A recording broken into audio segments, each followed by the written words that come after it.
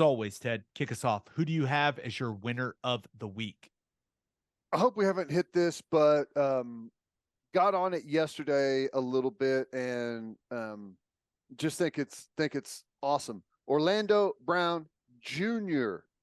is one of the top free agents available. Now it sounds like Kansas City may hit him with the tag, which you know you always want the full contract, right? Where you've got multi-year, you get a ton of money guaranteed, but there's worse things than playing a year that is fully guaranteed no matter what. He is the top offensive line free agent.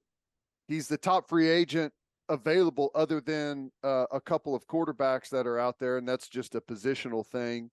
He bet on himself whenever the Ravens wanted him to play right tackle.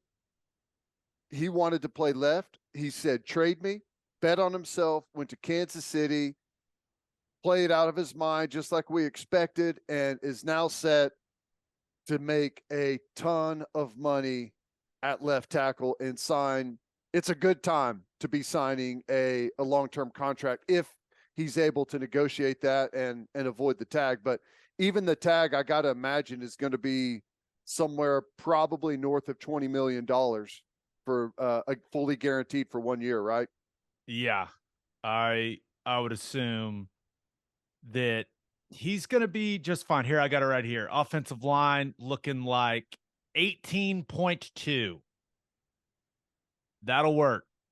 Do they not do it by left tackle? They do it by offensive Just line? the position, yeah. So it's, what is the average of the top 5 at the position? Something like that. Yeah, I think so.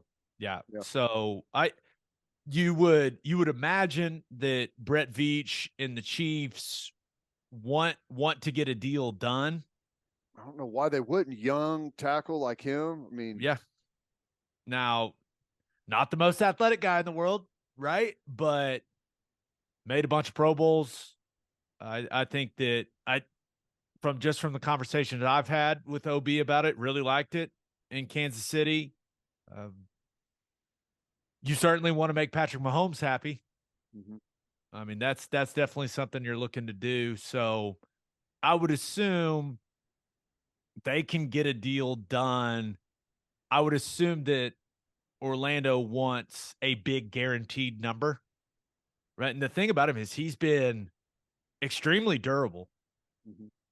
right? He's not a guy that misses games. Like he's been on the field playing all the snaps. So while he's not the most, like, he's not Trent Williams, right? Mm-hmm. But he's been damn good, man. You're right. He's about to get paid. I'll tell you what's crazy. You go to that Spotrac or whatever that website is, and it's got his calculated market value. It's a 5-year, $112 million contract. So that's pretty daggum good.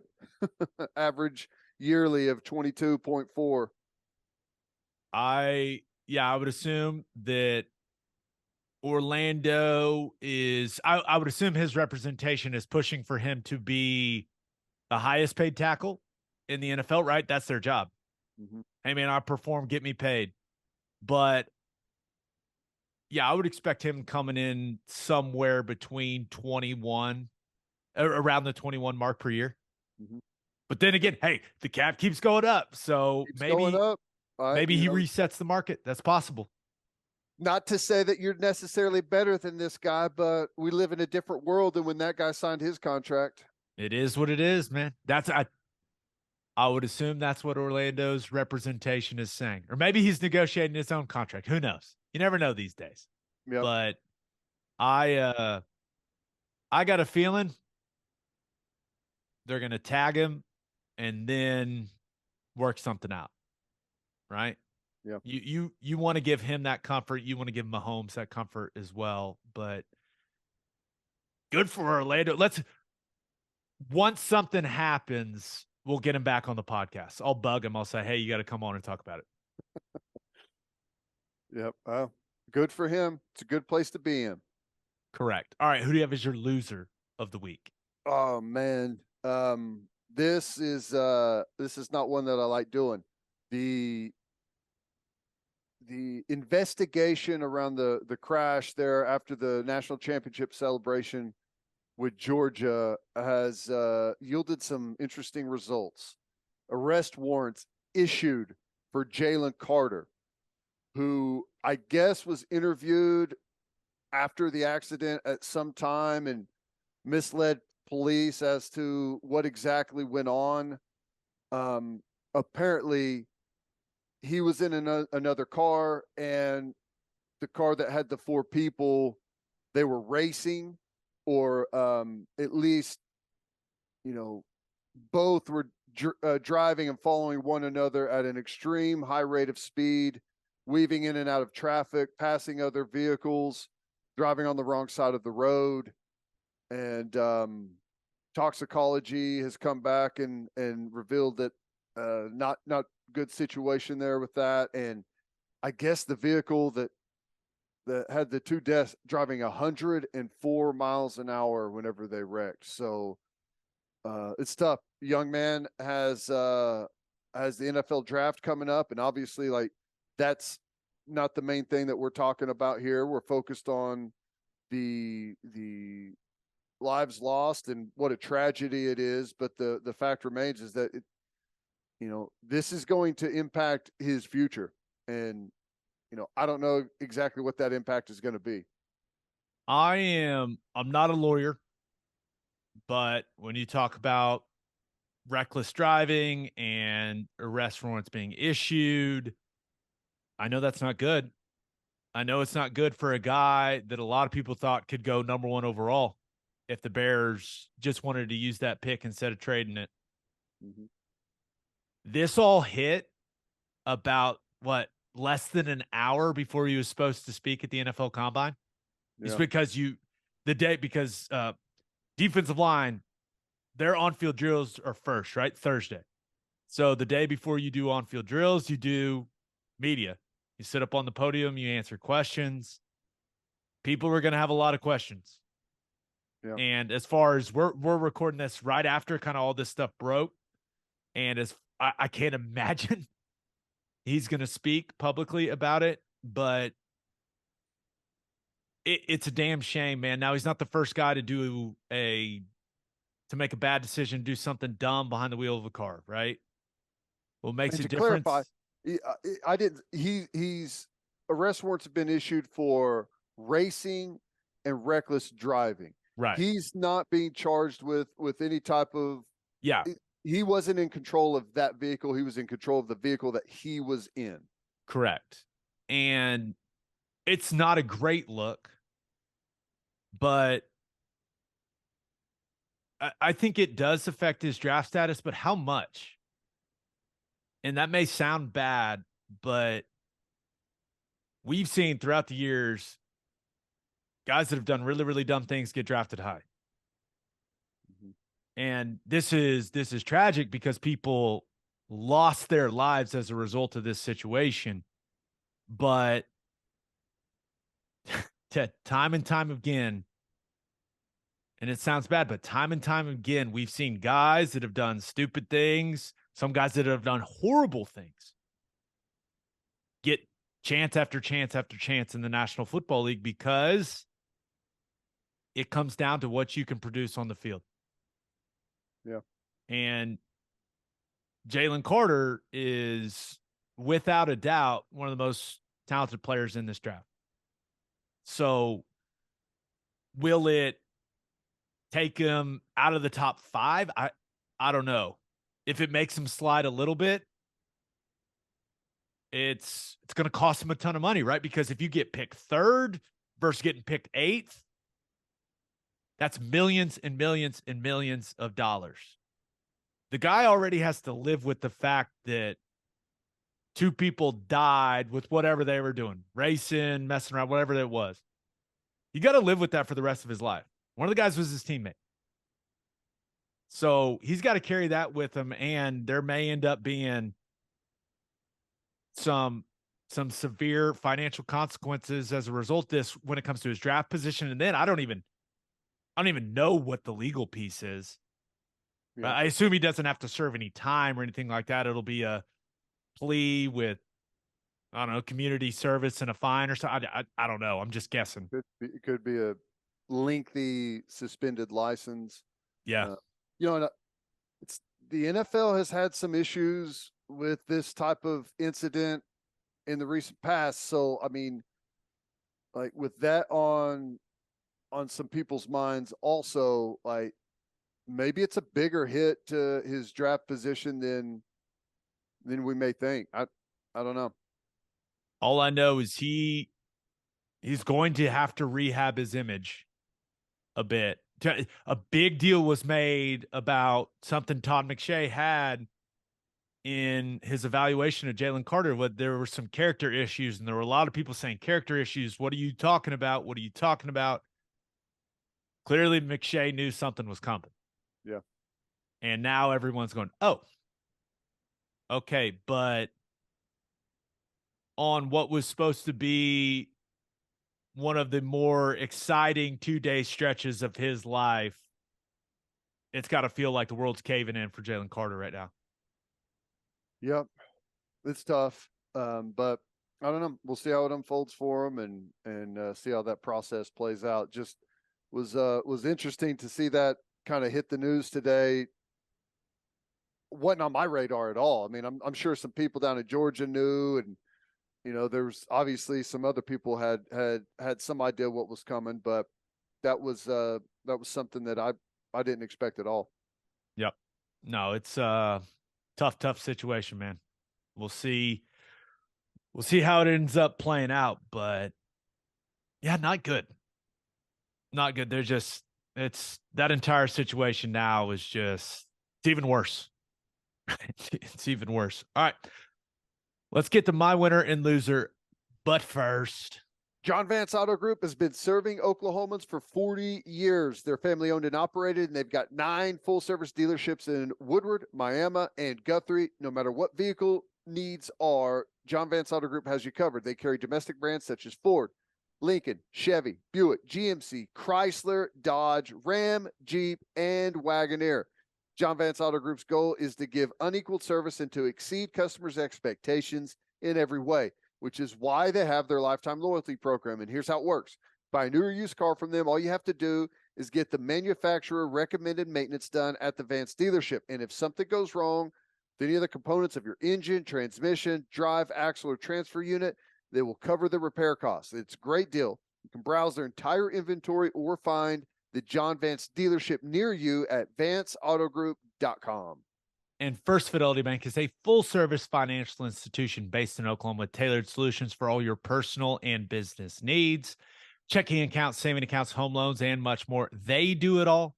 Whether it's online banking from your computer or mobile banking from your phone, everything is stress-free with FFB. Making mobile deposits, paying bills online, and moving money to different accounts could not be easier.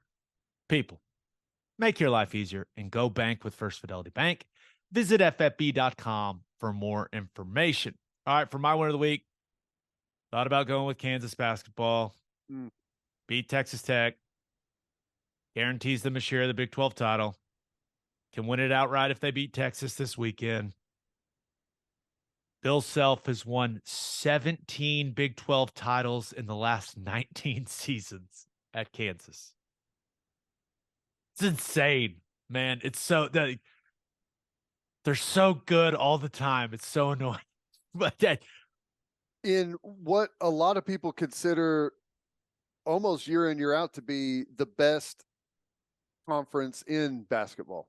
Yeah. It's not just like they're big fish in a small pond. It's incredibly competitive. Yeah, especially over the last 10 years. Mm-hmm. They just did it again. Going to be a 1 seed again. Damn you, Bill Self. I also thought about going with one of our favorite guys, Ted. We love us some Will McDonald from Iowa State. And we've expressed our love for him on this podcast quite a few times. Mm-hmm. Turns out Mel Kiper loves him too. Mel Kiper, just put out his latest mock draft. We talk about how he's got Anton Harrison going number 13 to the Jets. He's got Will McDonald going number 8 overall to the Atlanta Falcons. Whoa. Wow. Length, pass rushing ability, maybe 2 top 10 defensive linemen from the Big 12. Could it be? Whoa. Crazy. Yeah, no, but I've talked to some people. Keep your eye on Will McDonald's vert at the combine. Oh, really? Supposedly, and remember, this is a guy that is 6'5", 6'4", 6'5", insanely long arms, should be in the upper 240s when he weighs in. Rumor is 41, 42 inch vert. What I was told is anything under 40 would be a, quote, huge disappointment. Wow. That's crazy. I can't imagine what he looks like on a basketball court. Oh, my God. Sign me up. I bet some NBA teams would be curious to see how he looks on a basketball court. It's not the basketball vertical where you get the step, you get the running start. That's nuts, man. So we'll see. We'll see what Will McDonald does, but it seems like he may open some eyes. He crushed it down at the Senior Bowl, just like we said he was going to, because he actually got to play an edge position. But seems like he may have some elite athletic traits. But my winner of the week, the number 0.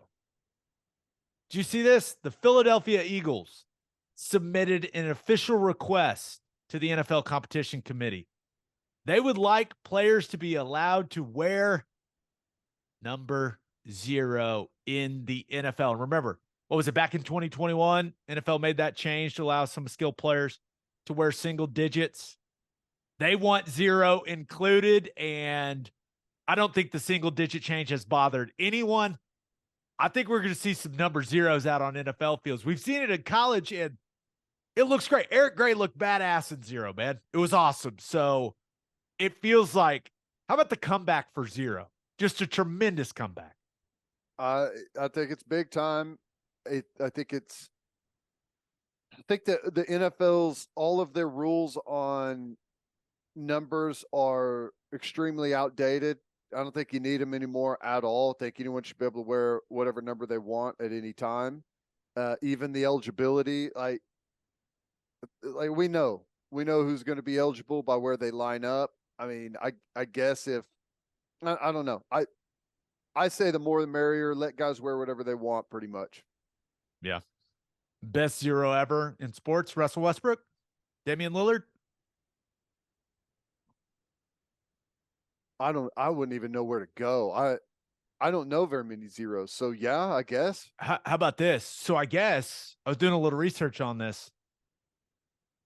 You used to be able to wear 0 and 00 in the NFL.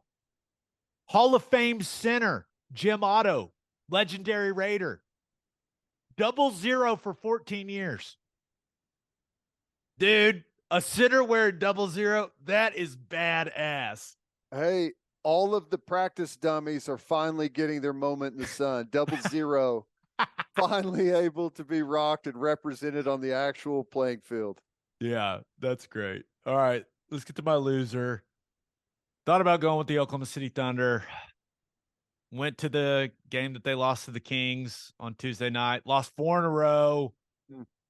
Harrison Barnes lit them up. No answer for Sabonis. Now, if you're looking for the bright side, Jalen Williams is amazing, and he's going to be the absolute star in the NBA.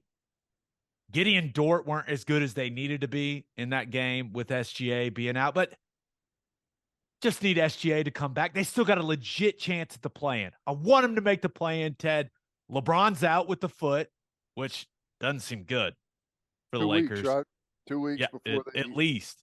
Zion, who knows what's going to happen with him and the Pelicans. I'll believe he's back when I see him on the court. That's where I'm at with Zion. So you still got a chance, but man, we need SGA back in a big way, dude. Need him back. Need that hip flexor, abdominal, whatever to heal up. He was in the safety, health and safety protocol. God, I mean, come on, Shea, come back, man. We need you. Well, I'm with you. I'm telling you though, the late season injuries that are not necessarily questionable, but you look at them and say, come on, man, really? Think there's always a reason for it. Seems to happen every year, but you're right. If they could get him back, they got a chance to play in some big time games that matter. That'd be good. Correct. Well, my loser of the week, new Tennessee Titans GM Ran Carthon. Now, I started my career with the Tennessee Titans. I want that organization to succeed. But Ran Carthon said one of the dumbest things I've ever heard a general manager say, right? GMs come to the combine, they speak publicly, they get this platform, but I could not believe my ears when I heard this. Ran Carthon, quote, "It's cute and sexy to play Golden State Warriors football in September and October when the weather is good, but the teams that play in January play tough defense and run the ball." Okay. There's a lot to unpack here. I think it's pretty obvious I'm not a Golden State Warriors fan, right? You go back to the mid 2010s. There's a little rivalry there between my squad and the Warriors, right? And then you have the whole Durant thing. So I'm not exactly Mr. Golden State Warrior, okay? But what the hell is Ran Carthon talking about? The the wrong example. I know what he's saying, but he picked the wrong example. You think the Golden State Warriors are exactly what you want to be as an organization. They have gone to 6 out of the last 8 NBA finals. They've won 4 out of the last 8, and they are the current defending NBA champs. They have drafted well, right? And they have developed those draft picks and been able to hold on to them. Drafted Steph Curry, who arguably, second most popular guy in the league behind LeBron? Number 1 among kids. So you have one of the most well-liked superstars that you drafted and developed. You drafted Klay Thompson. You drafted Draymond Green. You drafted Jordan Poole. You've added great free agents like Durant and Iguodala. You look at the way they play. They share the basketball extremely well. They communicate incredibly on defense. The chemistry they have is unbelievable. They've had the same coach for this entire stretch. It's literally everything you want to be as an organization. Built a new arena. Have incredible investment from ownership, and have won 4 of 8 titles. Have been to 6 of 8 NBA finals. Saying you don't want to play like the Golden State Warriors is literally one of the dumbest things you could say as the leader of an organization. It is idiotic to say, no, we don't want to be that Golden State style. Dude, first of all, football and basketball are not the same thing. What are we even doing? Yeah. But the Tennessee Titans have made 1 Super Bowl in the history of their franchise, and they lost it. Ran Carthon, do everything in your power to be Golden State. Go to 6 of 8 Super Bowls, my guy. This is one of the dumbest things I've ever heard a leader of an organization say. Hey, we don't want to be like the most successful organization in that other league. That would suck. That's stupid. We want to run the ball. What? What the hell are you talking about, man? Yeah, the teams that play in January, it's simple. Great line of scrimmage play, great quarterback play. I mean, you do not need to bring the Golden State Warriors into it at all. That is that's not a good example. I say like 7-on-7 football is cute and sexy to play early, but that is just that's a bad example. You think? I listened to it like 3 or 4 times and watched the clip, and I was like, oh my God, he said that with a straight face. He's not joking. I do not like the Warriors. I don't. But show them some damn respect, man. What the hell are you talking about? It is every organization's dream to have the consistency that organization has had over the last 8 years. I'm trying to think of a worse example he could have given. Hey, maybe there's not a worse one. I'm trying to think of the right example. I don't even know that there is one. I don't know. This is what you want to be. You want to be an organization that plays your style and has tremendous success doing it. That's exactly what Golden State has done. Are the Chiefs not a little Golden Statey? They are.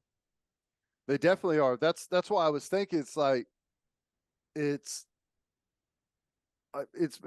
line of scrimmage and quarterback play is the biggest thing. And they get in a damn circle and run around, like ring around the Rosie, and then go run plays. Let's run the ball in January. Shut up, man. What? The only thing that would make them more Golden State is if Patrick Mahomes had his mouthpiece hanging out of his mouth. That's the only thing. And threw it every once in a while and got a penalty. Yeah, that's it. You know,